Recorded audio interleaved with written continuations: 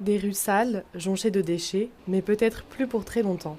Bruxelles Propreté a testé pendant 6 mois une nouvelle technologie, une caméra dotée d'une intelligence artificielle accrochée aux bennes à ordures. Ces caméras ont permis de signaler toute une série de déchets qui jonchaient les voiries, feuilles mortes, emballages plastiques, mégots de cigarettes, donc c'est très précis, mais aussi les canettes.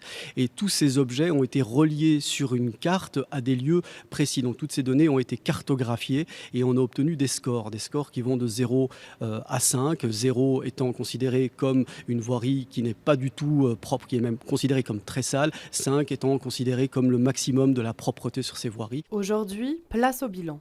On pourrait imaginer par exemple une carte d'Etterbeek où en rouge apparaîtraient les rues les plus sales avec un score inférieur à 4 sur 5, en orange les zones moyennement propres et en vert les voiries les plus propres. Cette carte offre un état des lieux des rues, elle permet aux équipes de Bruxelles Propreté d'adapter leur tournée, augmenter la fréquence de passage des bennes là où c'est nécessaire et la réduire ailleurs. Mettons plutôt des ressources sur ce que nous dit l'intelligence artificielle, à savoir que telle voirie de tel quartier est particulièrement sale. Donc mettons plutôt des ressources mécaniques, mettons plutôt des ressources humaines sur des zones problématiques, plutôt que de continuer à suivre ce tableau des fréquences standardisées tel qu'il existait jusqu'à récemment. Jusqu'ici, seule la phase 1 de l'expérience a été menée.